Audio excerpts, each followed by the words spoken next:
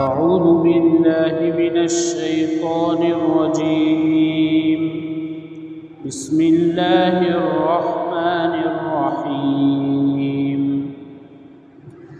ألم تر كيف فعل ربك بعاد إرم ذات العماد التي لم يخلق مثلها في البلاد وثمود الذين جابوا الصخر بالواد وفرعون ذي الأوتاد الذين طغوا في البلاد فأكثروا فيها الفساد فصب عليهم ربك سوط عذاب إن ربك لبالمرصاد.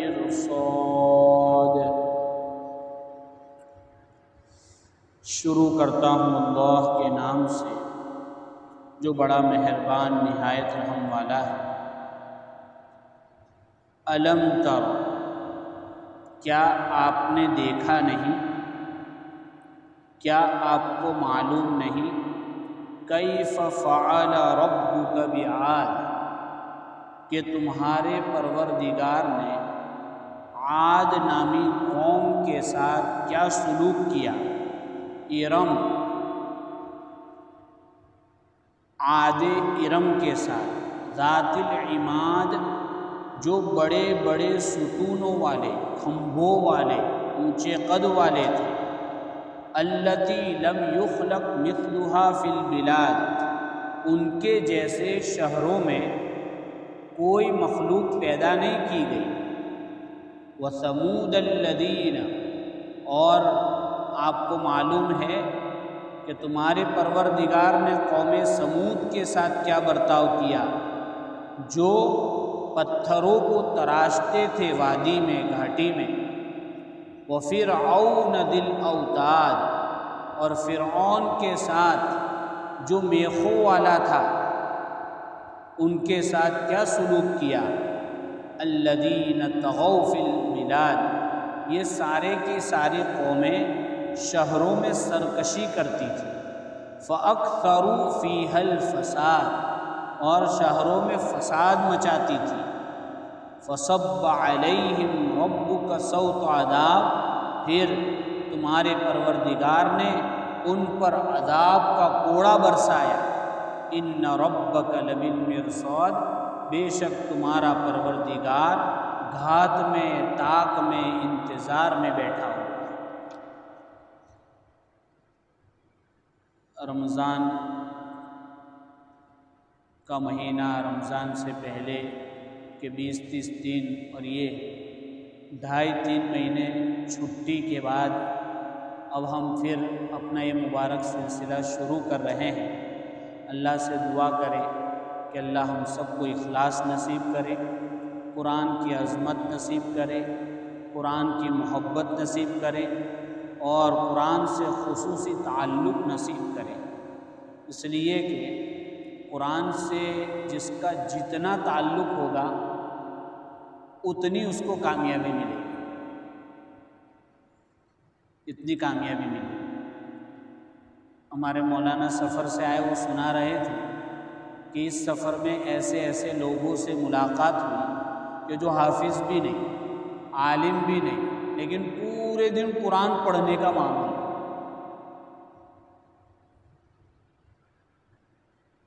قرآن سے محبت، تو قرآن کو پڑھنا یہ بھی محبت کی نشانی، قرآن کو سننا یہ بھی محبت کی نشانی، قرآن سمجھنے کے لیے بیٹھنا یہ بھی محبت کی نشانی، اور اس کے بعد عمل کرنا یہ بہت اونچا درجہ ہے. تو اللہ ہمیں سارے درجوں کو طے کرنے کی توفیق عطا فرماوے. اور یہ قرآن سفارش کرے گا ہم سے، اور قرآن کی سفارش ایسی ہے کہ وہ رد نہیں ہوتی. حدیث میں آیا کہ وہ قرآن ایسی سفارش کرے گا کہ سفارش قبول ہوگی. اللہ ہم سب کو، قرآن کو ہم سب کے حق میں سفارشی بنائے. ہمارے خلاف حجت باز نہ بنے۔ تو یہ سورہ فجر اپنی چل رہی تھی، تو ہم نے 2 مجلسوں میں شروع کی 5 آیتوں کو سمجھا تھا۔ اس میں اللہ نے فجر کی، 10 راتوں کی، طاق کی اور وتر کی اور جفت کی، اور رات جب جاتی ہے یعنی تہجد کے وقت کی قسم کھائی۔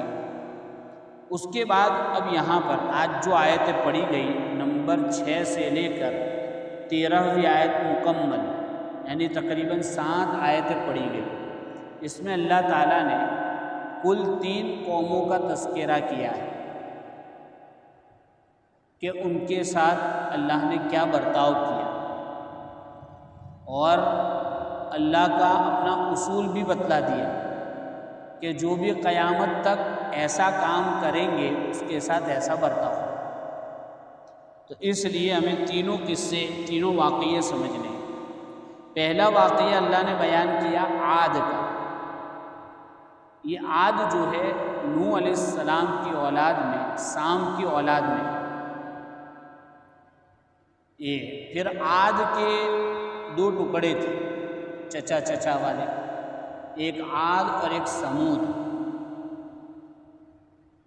اور پھر عاد میں بھی 2 کہ عاد اولا پہلی عاد اور عاد اخرى دوسری عاد۔ تو دوسری جو قوم عاد تھی اس کا تو تذکرہ قرآن میں بہت ساری جگہ، لیکن یہ جو عاد اولا ہے، عاد ارم، اس کا خالی 2 جگہ تذکرہ ہے، ایک تو سورہ فجر میں اور سورہ نجم میں 2 جگہ تذکرہ ہے۔ یہ عاد جو قوم تھی، تو عاد کے یہ بڑی سرکش قوم تھی اور مضبوط قوم تھی۔ کیسی قوم تھی؟ بڑی مضبوط۔ اللہ نے ان کو ہائٹ باڈی بھی ایسی دی تھی، لمبے تڑنگے، ڈیل ڈول، مضبوط بھی اتنے، اپنے ہاتھوں سے گھر بناتے، لیکن اپنی طاقت کا غلط استعمال کرتے۔ طاقت کا نشہ تھا۔ کیا تھا؟ کہہ رہے ہیں کہ عاد ارم، یہ ارم جو ہے یہ اوپر جاتے، عاد کے اوپر ارم نام کے بڑے تھے، ان کی طرف عاد ارم منسوب ہے، ان کی طرف نسبت کی جاتی ہے۔ یہ جو عاد تھے ان کے بارے میں آتا ہے کہ ان کے 2 اولاد تھے، ایک شدید اور ایک شداد۔ تو ان کے زمانے کے جو نبی تھے، اللہ والے لوگ تھے، انہوں نے ان کو سمجھایا کہ بھئی اللہ کی مانو، اللہ کی اطاعت کرو، عبادت کرو، اس کو راضی کرو، اس کی نافرمانی مت کرو، بہت سمجھایا، لیکن ان کو نشہ تھا۔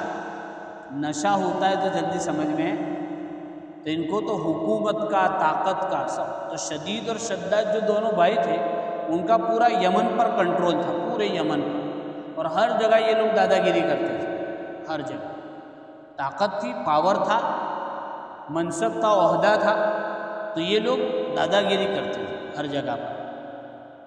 شدید کا جب انتقال ہو گیا تو شداد کے پاس پاور آیا، تو یہ لوگ طاقت والے بھی تھے اور پھر کمزوروں پر ظلم بھی کرتے تھے۔ ایک آدمی طاقت والا ہے تو کوئی مسئلہ نہیں ہے، کوئی برا نہیں ہے، ٹھیک ہے طاقت والا، لیکن اگر طاقت والا کمزور پر اپنی طاقت دکھاتا ہے تو پھر اللہ کی غیرت اپنا کام شروع کرتی ہے۔ کیا کرتی ہے؟ اس لیے کہ اللہ کی تو کسی بندے سے رشتہ داری نہیں، سارے بندے برابر ہیں، طاقت بھی دی، کمزور بھی بنایا، لیکن طاقت والا جب اپنی طاقت کا مس یوز کرتا ہے، غلط استعمال کرتا ہے، تو اللہ کی پکڑ آتی ہے۔ تو شداد کو سمجھایا کہ بھئی ایسا مت، عبادت کر اللہ کی۔ تو کیا کہنے لگا؟ بھئی عبادت تو آدمی عزت کے لیے کرتا ہے، مجھے تو پہلے سے عزت حاصل ہے۔ آدمی عبادت اس لیے کرتا ہے تاکہ قرب ملے، مجھے تو پہلے سے منصب حاصل ہے۔ تو کسی نے سمجھایا کہ بھئی تو عبادت کرے گا تو عزت منصب تو ہے تیرے پاس، لیکن تجھے جنت بھی ملے گی، اور پھر جنت کیسی ہے وہ بیان کی اس کے سامنے۔ تو اس کو چونکہ نشہ تھا، پاور تھا، تو اس نے اپنے قلم رو میں اپنا جتنا بھی ایریا تھا اس میں سارے انجینئروں کو بلایا، انجینئروں، ماہرین کو، بلڈروں کو، اور کہا کہ بھائی اپنے کو اتنے اتنے ایریے میں جنت بنانی ہے، چونکہ یہ لوگ ایسا کہتے ہیں کہ عبادت کریں گے تو جنت ملے گی، تو میں جنت یہیں بنا دوں، پھر عبادت کی ضرورت ہی نہیں۔ یہ نشہ بول رہا ہے، کیا بولتا ہے؟ ہاں، نشہ بولتا ہے۔ تو اس نے بلایا لوگوں کو، کہا کہ بھئی اتنا ایریا طے کرو، اس میں کھدائی کرو، اور پھر پورے ایریا میں اعلان کر دیا کہ بھئی جہاں جہاں کانیں ہو سونے کی چاندی کی، اس کو سارا خزانہ نکالا جائے۔ جن راجیوں کے پاس، راجیہ سرکار ہے، ان کے پاس اگر سونا چاندی ہے وہ بھیجے یہاں پر، سونا چاندی، جہاں پتھر جس قسم کے نکلتے وہ پتھر بھیجے۔ تو اس نے جنت تیار کروائی، سونے کے مصنوعی درخت بنائے، سونے اور چاندی کو پگھال کر اینٹوں سے، سونے چاندی کی اینٹوں کے محل ہوں گے، تو جتنی جنت سنی ایسی بنائی اس نے، بڑی بڑی دیواریں بنائی، پانی تک پورا، چشمے جاری کیے، یہ کیا وہ کیا، سب کیا۔ کئی سال لگ گئے۔ اب جب جنت تیار ہوئی، 1000 مکان بنوائے وہاں پہ رہنے کے لیے، محلات بنوائے۔ اس کے بعد اب جب اوپننگ کرنی ہے، سٹارٹنگ، افتتاح کرنا تھا اس کا، تو وہ گیا تو باہر بہت سارے لوگوں نے اس کا استقبال کیا، سواگت کیا، اور راستے میں مذاق کرتے کرتے جا رہا ہے، اور ساتھ میں وائزوں کو بھی لیا، جن وائزوں نے جنت سنائی تھی نا، کہ تم جنت سنا رہے ہیں، چلو میں دکھاتا ہوں اپنی جنت۔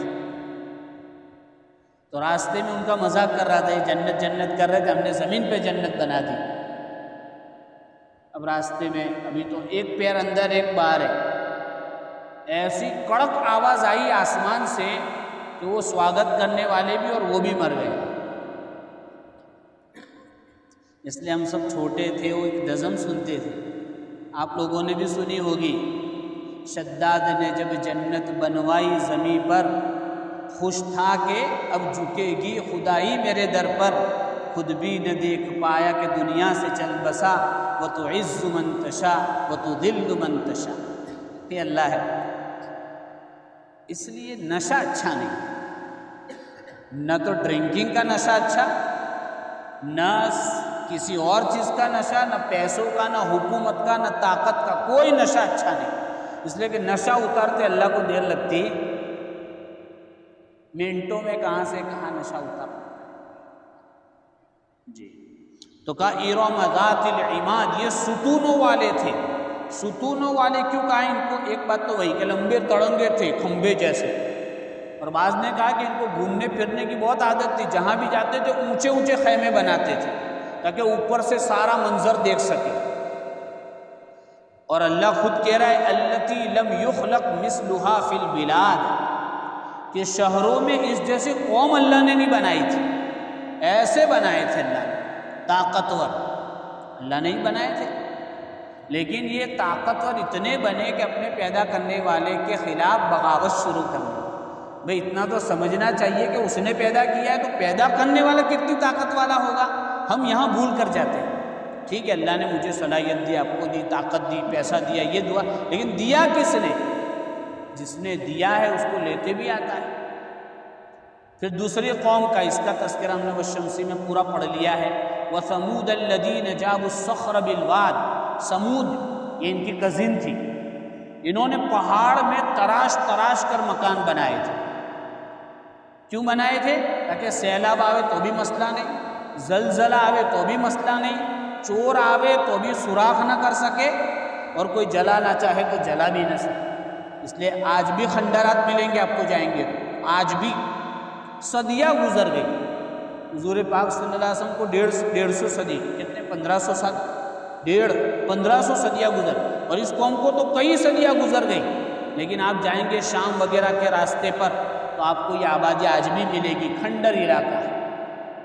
فضائل اعمال میں سنا نا حضور صلی اللہ علیہ وسلم تبوک جا رہے تھے تو یہیں سے گزرے تھے، تو کہا کہ ان کی بستیوں سے جلدی نکلو کہیں اللہ کا عذاب تم پر نہ آ جائے۔ تیسری قوم ہے فرعون. فرعون کو سب جانتے ہیں، بڑا سرکش تھا، اس کو خدائی کا دعویٰ تھا، اور اس کا بھی کام وہی وَإِنَّ عَلَا فِي الْأَرْضِ. یہ فرعون نے سرکشی کر رکھی تھی، عورتوں کو غلام بنا رکھا تھا، لڑکوں کو ذبح کرتا تھا، لوگ کمزوروں پر ظلم کرتا تھا، اور اس کو انا ربکم الاعلی، میں تمہارا بڑا رب ہوں، خدا ہوں، یہ دعویٰ تھا اس کا. ذل اوتاد، میخوں والا تھا. کیسا تھا؟ میخ یعنی جو جیسا آپ یہ منڈپ بناتے ہیں نا، تو منڈپ کو قابو میں رکھنے کے لیے معلوم ہے تھوڑا رسی کھینچ کے یا لکڑا کھینچ کے اس میں وہ نراس لگاتے، کیا لگاتے اپنے، وہ اتنا ہوتا ہے وہ لگاتے ہیں، تو اس کو بولتے ہیں. چونکہ اس زمانے کا سفر بہت ہوتے تھے، خیمے لگتے تھے، تو اس کا لشکر بہت بڑا تھا، تو لشکروں کے خیمے لگانے کے لیے اس کی ضرورت پڑتی تھی، اس لیے کہا کہ خیموں والا فرعون. اور بعض نے یہ کہا کہ یہ سزا دیتا تھا کیلیوں سے، جو بھی اس کا دشمن ہوتا تھا اس کو زمین میں یا دیوار میں اس کے ہاتھوں پیروں میں کیلیاں مار دیتا تھا، اس کے بعد پھر اس پر پانی ڈالے، چٹان ڈالے، اس کے کپڑے نکالے، جو سزا دینی وہ دے. چونکہ وہ ہل ہی نہیں سکتا تھا. حضرت آسیہ جو اس کی بیوی ہے ایمان لائی تو اس کو بھی یہی سزا دی تھی اس نے، جیسا کہ تفسیری روایتوں میں آتا ہے.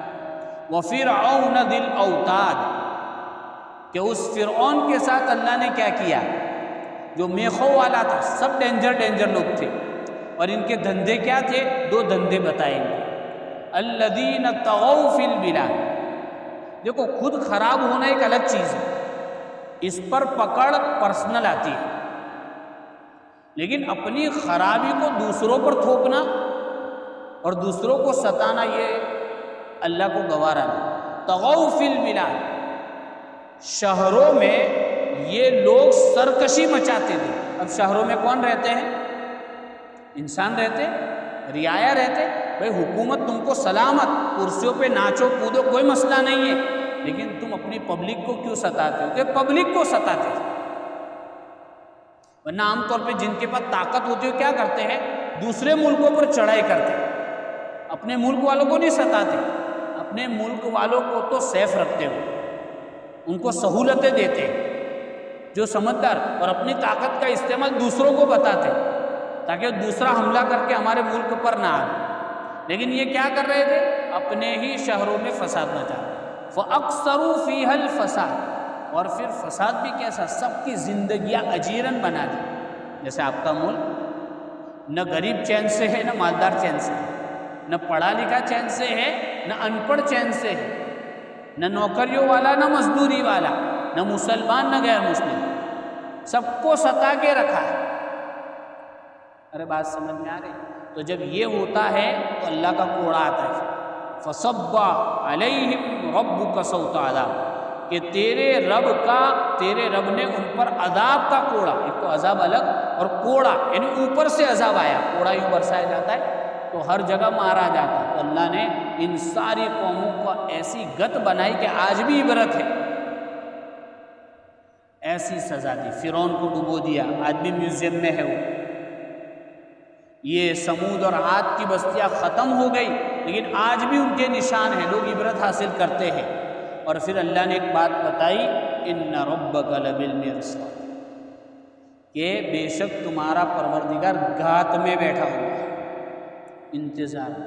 دیکھو جب کوئی بڑا آدمی کسی کے پیچھے لگاتا ہے، جیسے آپ سمجھ لیجئے CBI وغیرہ ہوتی ہے، ان کو پیچھے لگاتے تو خاموشی سے اپنا کام کرتے ہیں، بھئی اس کے پیچھے کام کرنا ہے تو کہاں جا رہا ہے، کہاں آ رہا ہے، کس کا فون آ رہا ہے، کس کا فون جا رہا ہے، سارا کلیکٹ کرتا ہے وہ. پھر وقت پر ایسے دبوچتا ہے کہ سامنے والوں کو پتہ نہیں چلتا. تو ان ربک لبالمرصاد، بے شک تمہارا رب گھات میں بیٹھا ہوا، سب کچھ پتہ ہے اس کو، کون کیا کر رہا ہے، پکڑ نہیں رہا ہے وہ. ایک چیز پر پکڑنے پر آ جائے تو ہمارا تو جینا مشکل ہو جائے. وَلَوْ يُؤَاخِذُ اللَّهُ النَّاسَ بِمَا كَسَبُوا مَا تَرَكَ عَلَى ظَهْرِهِ، کہ اگر اللہ باتوں میں پکڑنے لگے تو زمین پر کوئی باقی نہ رہے. یہ تو اس کی ستاری ہے، اس کی غفاری ہے، اس کا حلم، اس کی بردباری ہے، وہ ڈھیل دیتا ہے. لیکن جب پکڑ آتی ہے تو پھر آدمی چھوٹتا نہیں. تو اللہ نے 3 قومیں جو خطرناک تھی ان کو پکڑا، ان کو سزا دی، ان کا نشہ اتارا۔ اور ان 3 قوموں کی ایک خاصیت ہے، مفسرین نے لکھا ہے کہ عام طور پہ کوئی آدمی کسی پر حملہ کرنے سے ڈرتا ہے، ایک تو اس وجہ سے ڈرتا ہے کہ وہ مضبوط ہے، تو اس مضبوط قوم کا تذکرہ کیا۔ کبھی کبھی وہ مضبوط تو نہیں ہوتا لیکن ان کا قلعہ مضبوط ہوتا ہے، سیکیورٹی مضبوط ہوتی ہے۔ اور کبھی کبھی ایسا ہوتا ہے اس کے پاس فوج زیادہ ہوتی ہے، تو کبھی فوج ہوتی ہے، کبھی ہتھیار ہوتے ہیں، کبھی طاقت ہوتی ہے۔ تینوں کا تذکرہ کر دیا کہ اللہ کو کسی سے ڈر نہیں لگتا ہے، اور ساری طاقتوں کو اللہ منٹوں میں اور سیکنڈوں میں ختم کر سکتا ہے۔ تو اللہ کل بھی وہ تھا، آج بھی وہی ہے، آئندہ بھی وہی رہے گا، اور اس کا اصول اور ضابطہ بھی وہی رہے گا۔ اللہ اپنی سنتوں سے کام کرے گا، اور ہمیں جو ذمہ داریاں دی ہے ہمیں اس پر عمل کرنا ہے۔ حاصل یہ کہ نشہ اچھا، اللہ تعالی ہمیں ہر قسم کے برے نشوں سے بچاوے اور اس کے اثرات سے بھی بچاوے اور ہر قسم کے عذاب سے بچاوے۔ وآخر دعوانا الحمدللہ رب العالمین۔ سبحان اللہ وبحمدہ، سبحانک اللہم وبحمدک، نشہد ان لا الہ الا انت، نستغفرک۔